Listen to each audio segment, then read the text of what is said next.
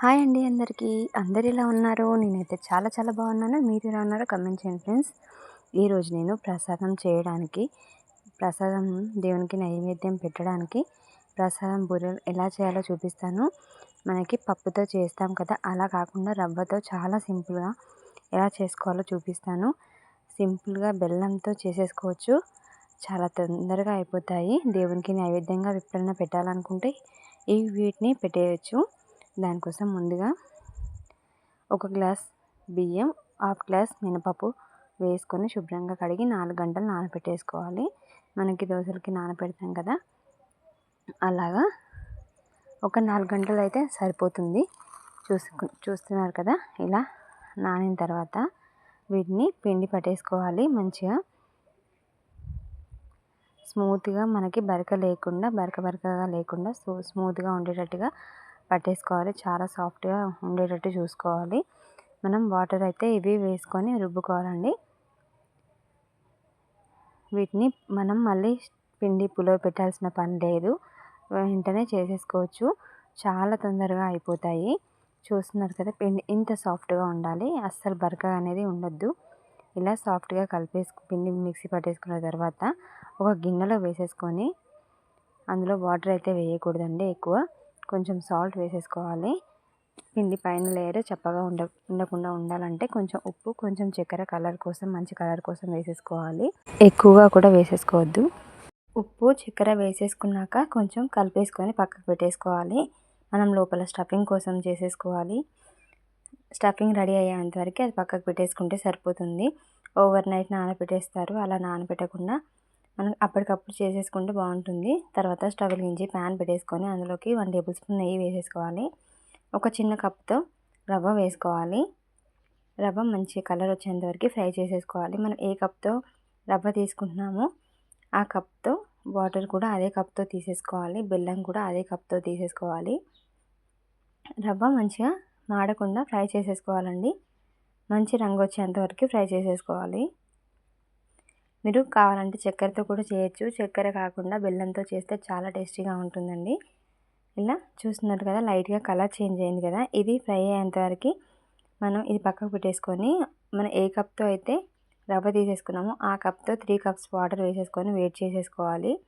ఆ కప్తో 1 కప్పు బెల్లం కూడా తీసేసుకోవాలి. ఈ బెల్లం అంతా ఇందులో వాటర్లో వేసేసుకొని కరిగించుకుంటే సరిపోతుంది. 3 కప్స్ వాటర్, 1 కప్పు బెల్లం వేసేసుకోవాలి. స్వీట్ కొంచెం ఎక్కువ తినాలనుకుంటే ఇంకో కొంచెం పావు కప్పు వేసేసుకుంటే సరిపోతుంది. నేను వేసింది అయితే పర్ఫెక్ట్గా సరిపోయింది. ఇది పాకం రానవసరం లేదు, కరిగితే సరిపోతుంది. చూస్తున్నారు కదా, ఇలా కరిగించుకున్న తర్వాత రవ్వ ఫ్రై అయింది కదా, అందులోకి వేసేసుకోవాలి. అందులో నలకలు ఏమైనా ఉంటే వడకట్టి వేసేసుకుంటే బాగుంటుంది. నేను వేసిన దాంట్లో నలకలు ఏమీ లేవు, అందుకే నేను డైరెక్ట్గా వేసేస్తున్నాను. మీకు అందులో డస్ట్ ఏమైనా ఉంటే వడకట్టి వేసేసుకుంటే బాగుంటుంది. ఇలా ఉండలు కట్టకుండా మెల్లిగా వేసేసుకుంటూ కలుపుకోవాలి. అది వేస్తూ ఉంటే చిల్లుతుంది, జాగ్రత్తగా కలిపేసుకోవాలి.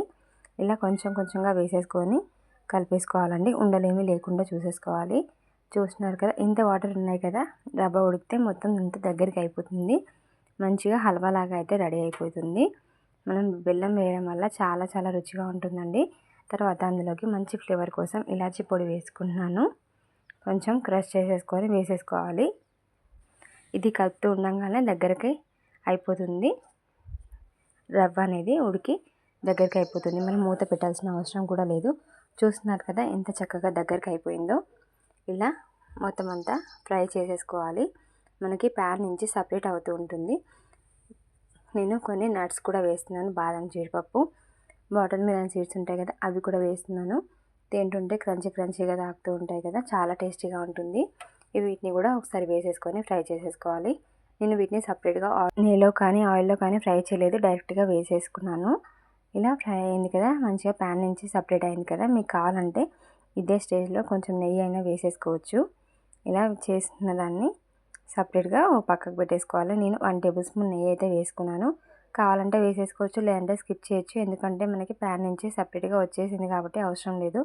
కానీ టేస్ట్ చాలా బాగుంటుందని నేను 1 టేబుల్ స్పూన్ నెయ్యి అయితే వేసుకున్నాను. ఇంత మంచిగా ఫ్రై అయిన వాటిని ఒక పక్కకు పెట్టేసుకోవాలి. కొంచెం చల్లారాలి. మనం చేసుకునేటప్పుడు చేయికి తగిలేంత వేడిగా ఉన్నప్పుడు మాత్రమే చేసేసుకోవాలి. చాలా వేడిగా ఉన్నప్పుడు అయితే చేయరాదు కదా. ఇలా కొంచెం దగ్గర పడ్డ తర్వాత కొంచెం చిన్న చిన్నగా మనం ఏ సైజ్ చేయాలనుకుంటే ఆ సైజు ముద్దలు చేసేసుకోవచ్చు. మరీ పెద్దగా కాకుండా మరీ చిన్నగా కాకుండా ఇలా మీడియంలో రౌండ్గా ముద్దలు చేసేసుకోవాలి. ఇలా అన్నిటిని చేసేసుకొని ఒక ప్లేట్లోకి అయితే తీసేసుకోవాలి. ఇలా అన్నిటిని తీసేసుకున్న తర్వాత మనం ముందుగా చేసుకున్నాం కదా పిండి, వాటిలో డిప్ చేసేసుకొని ఆయిల్లో ఫ్రై చేసేసుకోవాలి. మళ్ళీ మనం అందులో సోడా అలాంటివి ఏమీ యాడ్ చేయాల్సిన అవసరం లేదండి. చక్కగా వచ్చేస్తాయి క్రిస్పీగా. మనం ఒకసారి ఏలు డిప్ చేసేసుకొని చూడాలి. మన ఏలికి ఎంత పిండి అయితే పడుతుందో మన పూర్ణాలకు కూడా అంతే పిండి పడుతుందండి. లూజ్గా మాత్రం అస్సలు చేసేసుకోవద్దు. మరీ లూజ్గా ఉండొద్దు, మరీ టైట్గా ఉండొద్దు. పిండి చక్కగా పట్టుకోవాలంటే ఇప్పుడు చూపిస్తున్న కన్సిస్టెన్సీలో ఉంటే సరిపోతుంది. చూస్తున్నారు కదా, ఇలా చేతితో వేసుకోవాలంటే వేసేసుకోవచ్చు, లేదంటే స్పూన్తో అయినా ఈజీగా వేసేసుకోవచ్చు. నేనైతే అన్ని స్పూన్తోనే వేసుకున్నాను. చక్కగా కోటింగ్ అయ్యి పడుతుంది అందులోకి. ఆయిల్ మీడియం ఫ్లేమ్లో హీట్ చేసేసుకొని అందులోకి ఒక్కొక్కటిగా వేసేసుకోవడమే. మంచి రంగు వచ్చేంత వరకు ఫ్రై చేసేసుకోవాలి. నేనైతే అన్నిటినీ స్పూన్తో మాత్రమే వేసుకున్నాను. చేతితో కూడా వేసేసుకోవచ్చు, కానీ స్పూన్తో అయితే చాలా ఈజీగా వచ్చేస్తాయి. ప్యాన్లో ఎన్ని పడితే ఎన్ని సరిపోతాయో అన్ని వేసేసుకుంటే సరిపోతుంది. ఇది హై ఫ్లేమ్లో కాకుండా లో ఫ్లేమ్లో కాకుండా మీడియం ఫ్లేమ్లో ఫ్రై చేసేసుకుంటే మంచి కలర్ వస్తుంది, క్రిస్పీగా వస్తాయి. మనకి వంట సోడా కూడా వేయాల్సిన అవసరం లేదండి, చక్కగా వచ్చేస్తాయి. మనకి పిండి అయితే బాగా పులుస్తుంది అయితే అస్సలు బాగోదు, టేస్ట్ మాత్రం అస్సలు బాగోదు. అప్పటికప్పుడు పిండి చేసేసుకున్నాకనే మనం చేసేసుకోవాలి.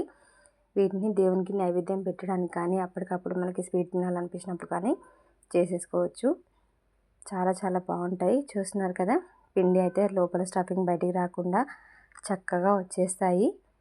చూడటానికి ఎంత బాగున్నాయి కదా. మంచి కలర్ వచ్చిన తర్వాత తీసేసుకోవడమే. మంచి గోల్డెన్ కలర్ అయితే రావాలి, అప్పుడైతేనే పిండి అనేది చక్కగా ఉడుకుతుంది, బాగుంటుంది. చూస్తున్నారు కదా, ఈ కలర్ వచ్చిన తర్వాత జాలిగరిటలోకి తీసేసుకొని, ఆయిల్ కూడా ఎక్కువ పట్టదండి, చాలా తొందరగానే అయిపోతాయి, చాలా చాలా ఫాస్ట్గా అయిపోతాయి. ఎందుకంటే లోపల స్టఫింగ్ అనేది ఫస్ట్ మనం ఉడికించుకున్నాం కాబట్టి తొందరగానే పైన లేయర్ ఒకటి క్రిస్పీగా అంతవరకు ఫ్రై చేసేసుకుంటే సరిపోతుంది కదా.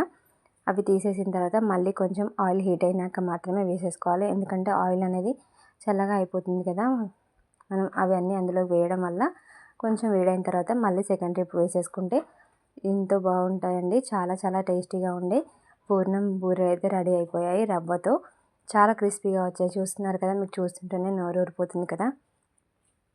ఇలా చేసేసుకొని దేవునికి నైవేద్యంలా కానీ మనకి తినాలనిపించినప్పుడు, ఎప్పుడైనా స్వీట్ తినాలనిపించినప్పుడు ఇలా చేసేసుకోవచ్చు. చాలా మైల్డ్గా, చాలా తక్కువ స్వీట్తో చాలా టేస్టీగా ఉంటుందండి. దేవుని కోసం ఎప్పుడైనా ప్రసాదాలు చేసేటప్పుడు చాలా త్వరగా అయిపోవాలంటే ఈ స్వీట్ అయితే చేసి పెట్టేయచ్చు, చాలా ఫాస్ట్గా అయిపోతాయండి. ఈ వీడియో నచ్చితే లైక్ చేయండి, షేర్ చేయండి, కామెంట్ చేయండి friends. Thanks for watching. Bye bye.